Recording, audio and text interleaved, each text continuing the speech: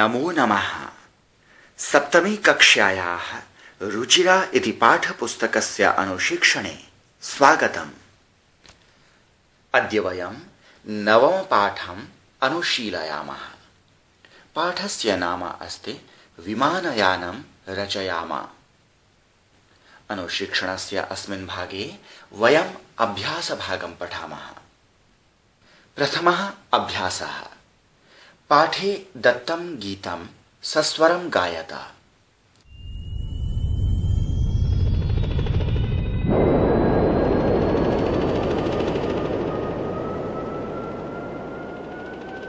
राघव माधव सीते ललिते विमानयानं रचयाम। राघव माधव सीते ललिते विमानयानं रचयाम। नीले गगने विपुले विमले वायुविहारं करवाम। वायुविहारं करवाम। राघव माधव सीते ललिते विमानयानं रचयाम। विमानयानं रचयाम।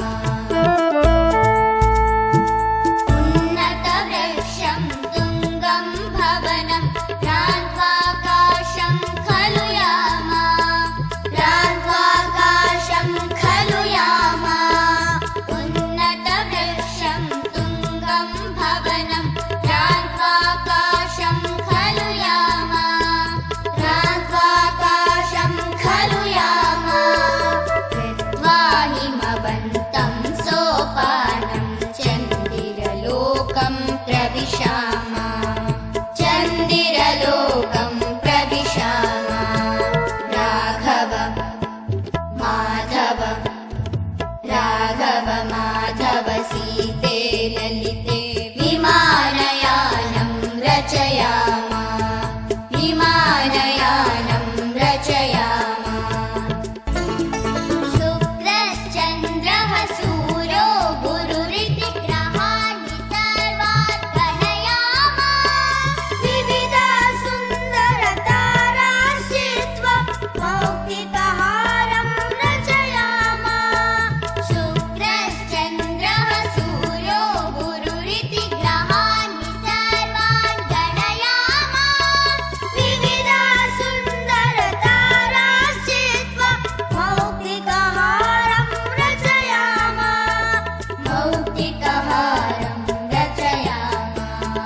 राघव माधव राघव माधव सीते ललिते विमानयानं रचयाम। विमानयानं रचयाम।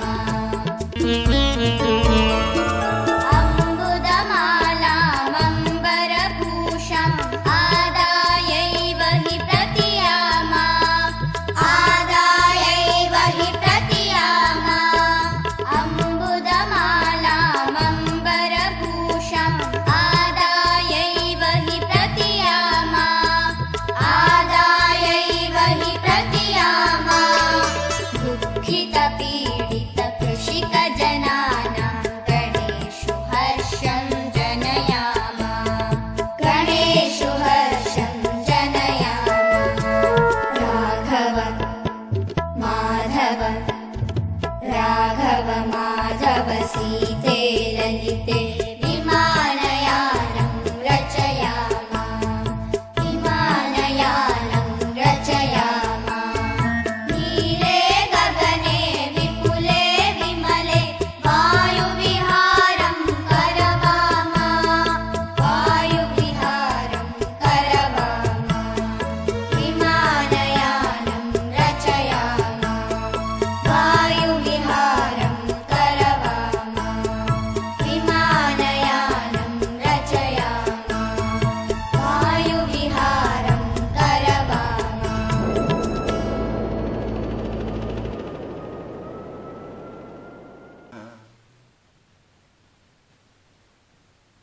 द्वितीयः अभ्यासः। कोष्ठकान्तर्गतेषु शब्देषु तृतीया विभक्तिं योजयित्वा रिक्तस्थानानि पूरयत। अस्मिन् अभ्यासे वाक्यानाम् अन्ते मूलशब्दाः प्रदत्ताः सन्ति। मूलशब्दाधारेण तस्य तृतीया विभक्ति रूपं लेखनीयम् अस्ति। किं भवन्तः जानन्ति मूलशब्दः इत्युक्ते किम्? संस्कृतभाषायां शब्दानां रूपाणि 7 विभक्तिषु तथा संबोधने च उपलभ्यन्ते, यथा चन्द्रः, चन्द्रं, चन्द्रेण, चन्द्राय, चन्द्रात्, चन्द्रस्य, चन्द्रे, हे चन्द्र इत्यादि। अत्र अस्य शब्दस्य मूलं रूपं भवति चन्द्र इति। चन्द्र इति यः मूलशब्दः भवति तेन शब्देन एतानि रूपाणि सम्भवन्ति। तथैव सर्वेषाम् अपि शब्दानां मूलशब्दाः भवन्ति। चन्द्रशब्दस्य तृतीया विभक्ति रूपाणि पुनः पश्यन्तु। चन्द्रेण, चन्द्राभ्यां, चन्द्रैः इति। अत्र तृतीया विभक्ति रूपाणाम् अन्ते एण, आभ्याम्, ऐः इति ध्वनिः श्रूयते। एषः ध्वनिः अकारान्त पुंलिङ्ग शब्दानाम् अन्ते प्रायः सर्वत्र भवति। अस्मिन् अभ्यासे वयं मूलशब्दाधारेण तृतीया विभक्ति रूपलेखनस्य अभ्यासं विधास्यामः। सर्वप्रथमम् उदाहरणं पश्यन्तु। यथा नभः चन्द्रेण शोभते। अत्र पार्श्वे कोष्ठकमध्ये चन्द्र इति मूलशब्दः अस्ति। अत्र चन्द्रशब्दस्य तृतीया विभक्तेः एकवचनं चन्द्रेण इति अत्र प्रयुक्तम् अस्ति। तथैव अन्येषां शब्दानां रूपाणि लिखामः। क, सा जलेन मुखं प्रक्षालयति। अत्र पार्श्वे कोष्ठके विमल इति मूलशब्दः अस्ति। अस्य शब्दस्य तृतीया विभक्तेः एकवचनम् आवश्यकम्। विमलशब्दस्य तृतीया विभक्तिरूपाणि कानि भवन्ति? विमलेन, विमलाभ्यां, विमलैः इति। तर्हि अस्मिन् वाक्ये रिक्तस्थाने किं रूपं सम्यक् भवति? सत्यं, विमलेन इति। सा विमलेन जलेन मुखं प्रक्षालयति इति उत्तरम्। ख, प्रश्नं पश्यन्तु। राघवः विहरति। कोष्ठके विमानयान इति मूलशब्दः अस्ति। विमानयान इति अकारान्त नपुंसकलिङ्ग शब्दः अस्ति। अस्य तृतीया विभक्तेः एकवचनम् आवश्यकम् अस्ति। अधुना अस्य तृतीया विभक्ति रूपाणि पश्यामः। विमानयानेन, विमानयानाभ्यां, विमानयानैः इति। एकवचने विमानयानेन इति रूपं भवति। अतः सम्पूर्णं वाक्यं भवति राघवः विमानयानेन विहरति। विमानयानं विहारस्य साधनम् अस्ति। अतः तृतीया विभक्तिः अस्ति। ग, भागं पश्यन्तु। कण्ठः शोभते। अत्र कोष्ठके मौक्तिकहार इति मूलशब्दः वर्तते। अत्र मौक्तिकहार इति अकारान्तस्य पुंलिङ्गशब्दः अस्ति। अस्य तृतीया विभक्तिरूपाणि पठामः। मौक्तिकहारेण, मौक्तिकहाराभ्यां, मौक्तिकहारैः इति। मौक्तिकहारेण इति तृतीया विभक्तेः एकवचने भवति। अतः वाक्यं कण्ठः मौक्तिकहारेण शोभते। घ, भागं पश्यन्तु। नभः प्रकाशते। अस्य वाक्यस्य समीपे कोष्ठके सूर्य इति मूलशब्दः अस्ति। एषः अकारान्त पुंलिङ्गशब्दः अस्ति। अत्र सूर्य इति शब्दस्य तृतीया विभक्तेः एकवचनम् आवश्यकम् अस्ति। तृतीया विभक्तौ सूर्यशब्दस्य रूपाणि भवन्ति सूर्येण, सूर्याभ्यां, सूर्यैः इति। सूर्येण इति तृतीया विभक्तेः एकवचनरूपम् अस्ति। अतः वाक्यं भवति नभः सूर्येण प्रकाशते इति। न भागं पश्यन्तु। पर्वतशिखरम् आकर्षकं दृश्यते। अत्र पार्श्वस्थकोष्ठके अम्बुधमाला इति शब्दः अस्ति। अम्बुधमाला इति आकारान्तस्त्रीलिङ्गशब्दः अस्ति। अस्य तृतीया विभक्तिरूपाणि कथं भवन्ति पश्यामः। अम्बुधमालया अम्बुधमालाभ्याम् अम्बुधमालाभिः इति। तर्हि अत्र सम्यक् वाक्यं भवति पर्वतशिखरम् अम्बुधमालया आकर्षकं दृश्यते इति भवति। आकारान्तस्त्रीलिङ्गशब्दस्य तृतीया विभक्तौ अया आभ्याम् आभिः इति ध्वनिः श्रूयते। तृतीयः अभ्यासः। भिन्नवर्गस्य पदं चिनुत। भिन्नवर्गस्य पदम् अर्थात् विजातीयं पदम्। अत्र प्रत्येकस्मिन् प्रश्ने 4 पदानि सन्ति। तेषु एकं भिन्नं पदम् अर्थात् विजातीयः अस्ति। इत्युक्ते अत्र सर्वत्र प्रश्नेषु 3 पदानि सजातीयानि सन्ति, एकं पदं भिन्नजातीयम् अस्ति इति अभिप्रायः। तच्चित्वा पृथक् करणीयम्। तस्य भिन्नपदस्य चयनं कथं करणीयम् इति उदाहरणं दृष्ट्वा जानीमहे। यथा सूर्यः, चन्द्रः, अम्बुदः, शुक्रः इति।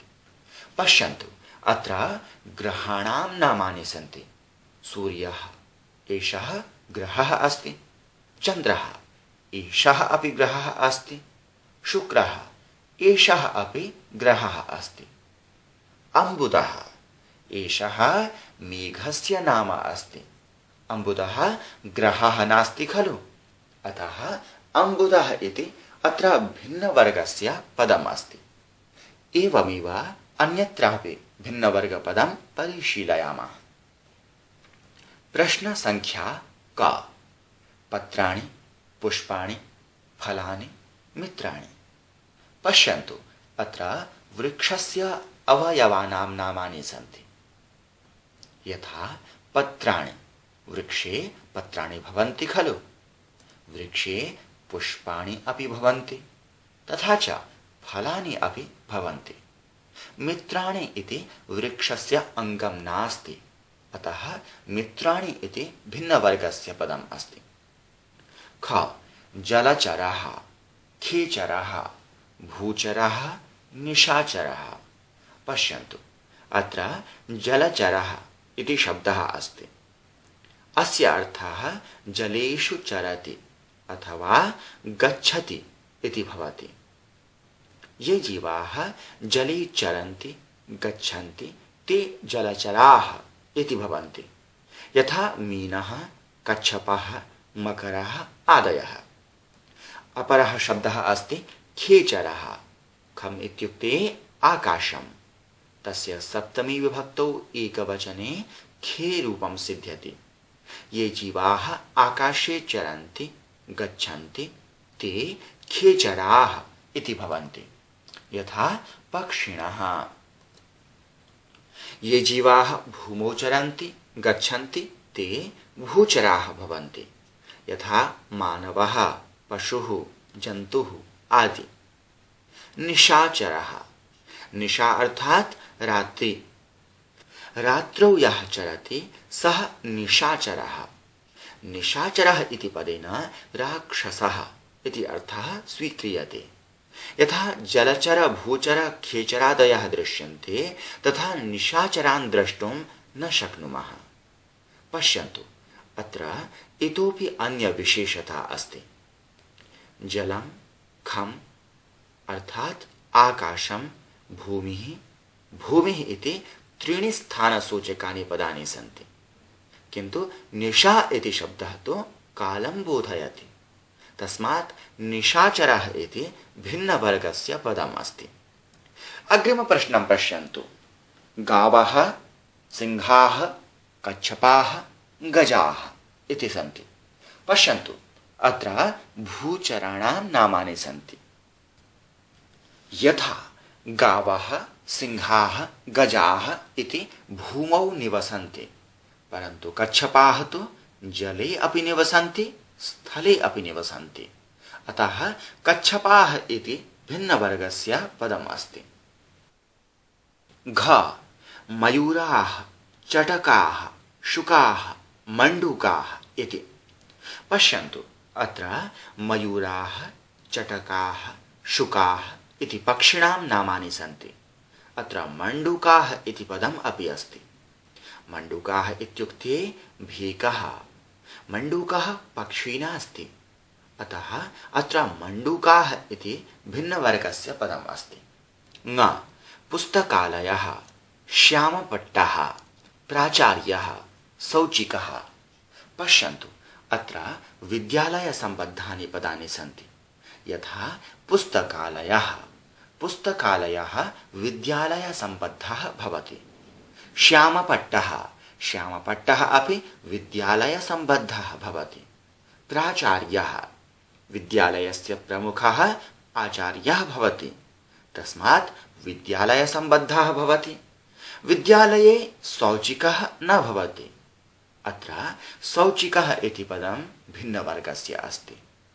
च लेखनी, पुस्तिका, अध्यापिका, अजा। पश्यन्तु, अत्र पठनपाठनसम्बद्धानि पदानि सन्ति। यथा लेखनी, छात्राणां पार्श्वे लेखनी भवति खलु। पुस्तिका, छात्राणां पार्श्वे पुस्तिका अपि भवति। अध्यापिका, अध्यापिका छात्रान् पाठयति, परन्तु अजा पठनपाठनसम्बद्धं पदं न भवति, अतः अत्र अजा इति भिन्नवर्गस्य पदम् अस्ति।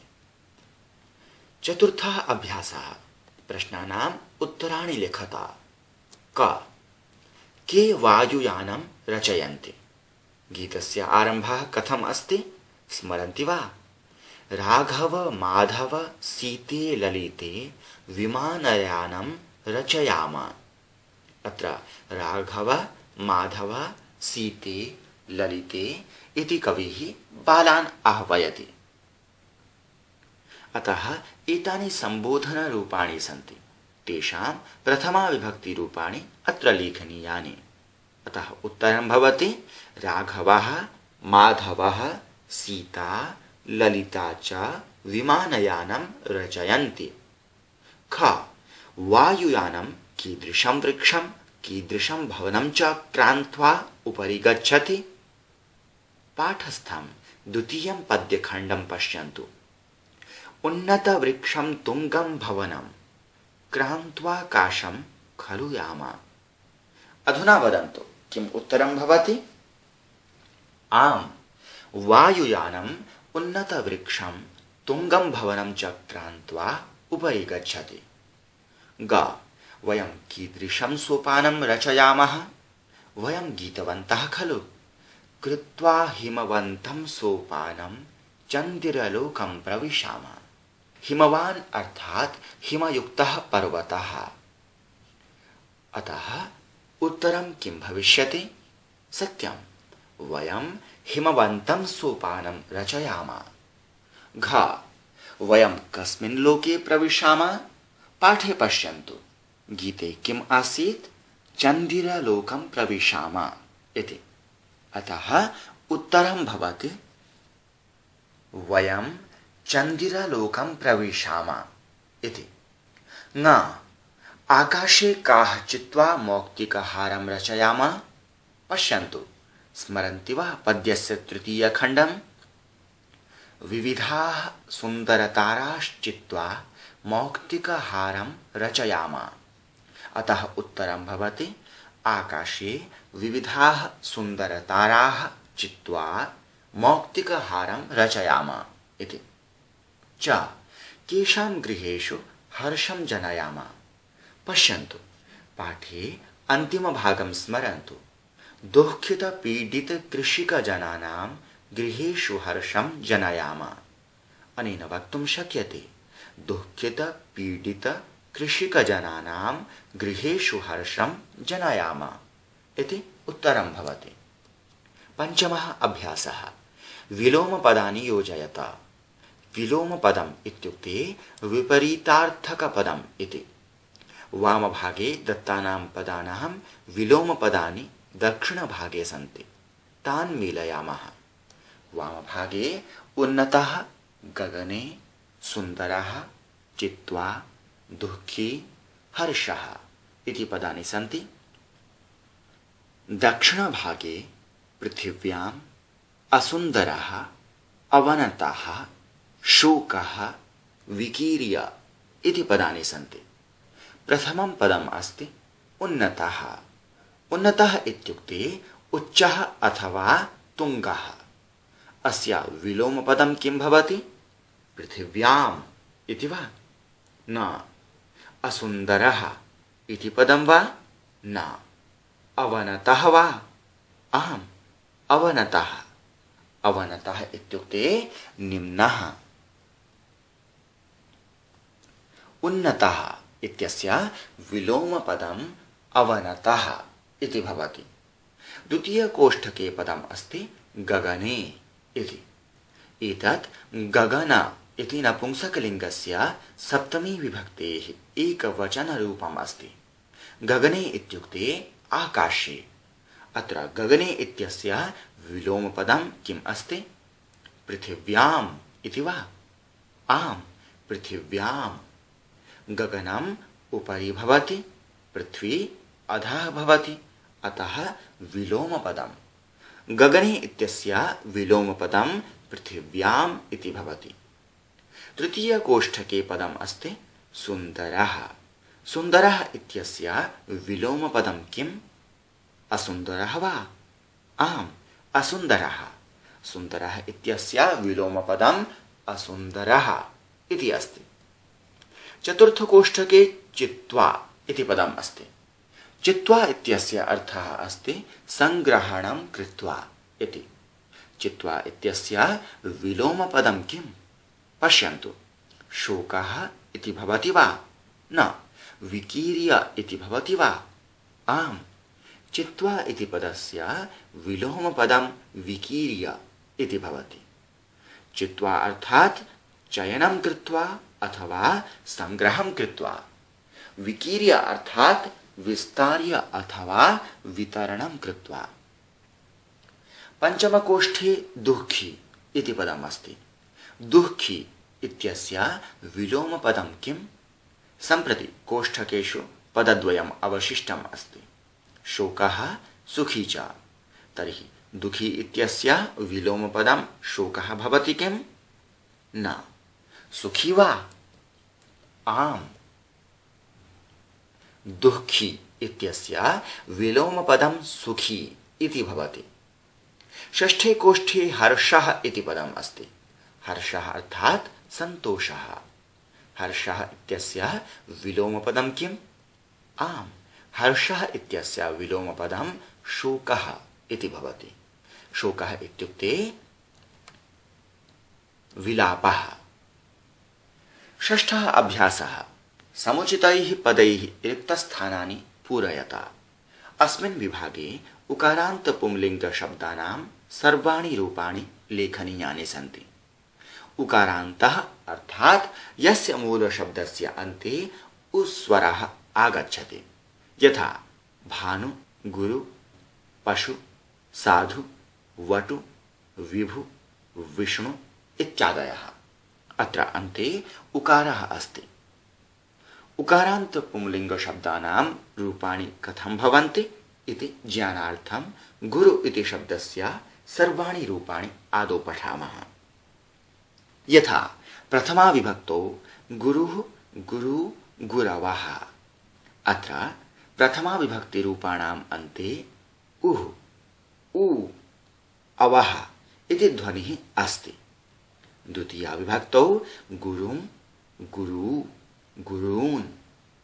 अत्र अन्ते उम्, उ, ऊन् इति ध्वनिः श्रूयते। तृतीया विभक्तौ गुरुणा, गुरुभ्यां, गुरुभिः। अन्ते उना अथवा उणा, उभ्यां, उभिः इति ध्वनिः श्रूयते। चतुर्थी विभक्तौ गुरवे, गुरुभ्यां, गुरुभ्यः। अवे उभ्याम् उभ्यः इति ध्वनिः अन्ते श्रूयते किल। पंचमी विभक्तो गुरोः गुरुभ्याम् गुरुभ्यः। अत्र ओः उभ्याम् उभ्यः इति ध्वनिः अन्ते आगच्छति।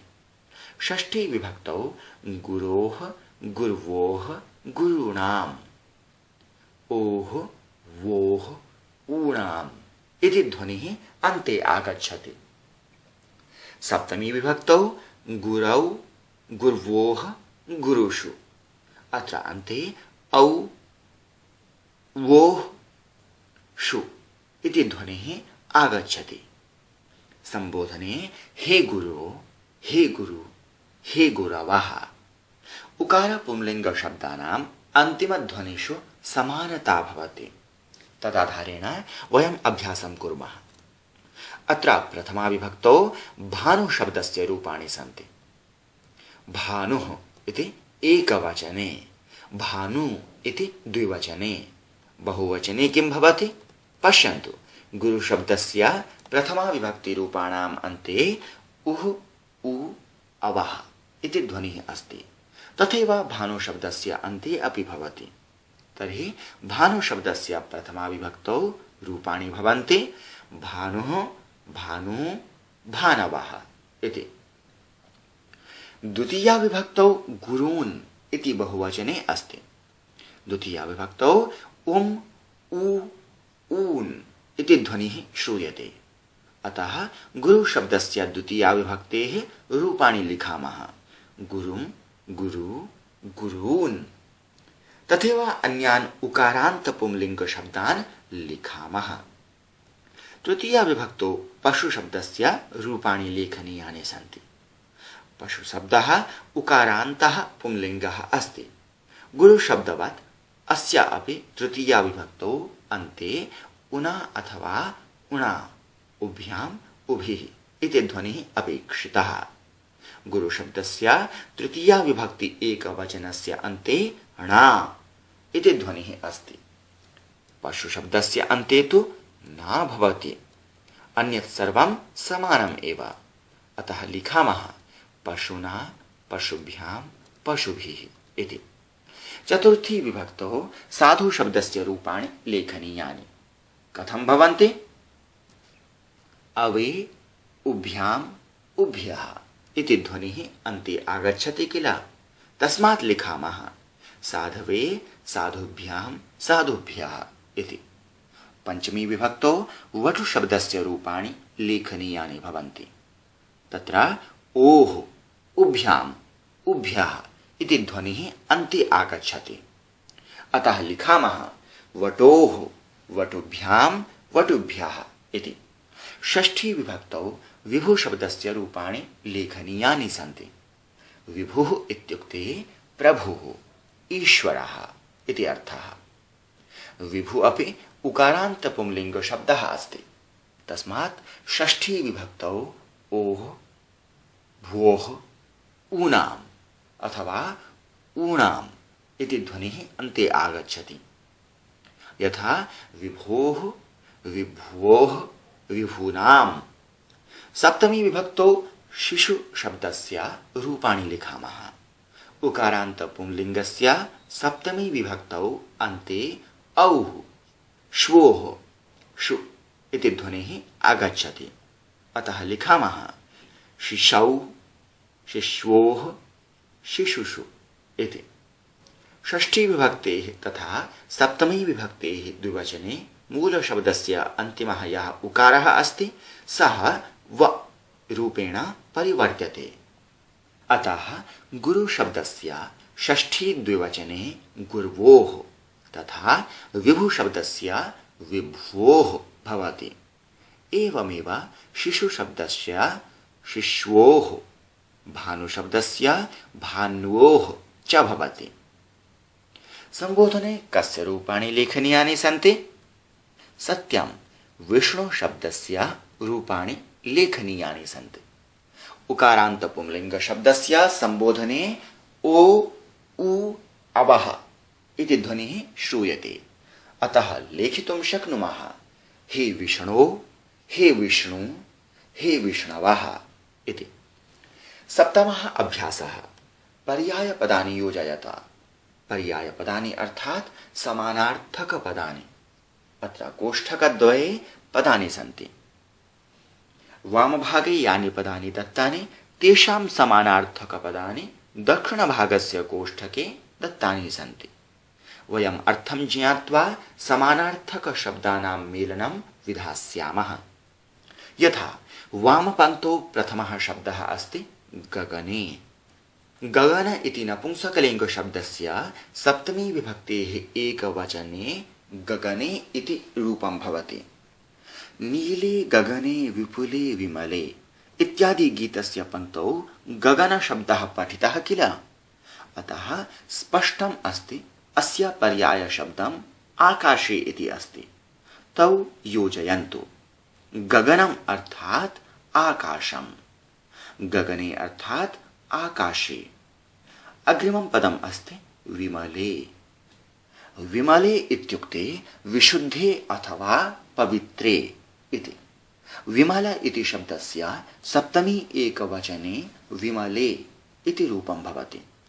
समानार्थकपदं किं भवेत्? सत्यं। निर्मले इति अस्य समानार्थकपदम् अस्ति। विमलम् इत्युक्ते निर्मलं। विमले अर्थात् निर्मले।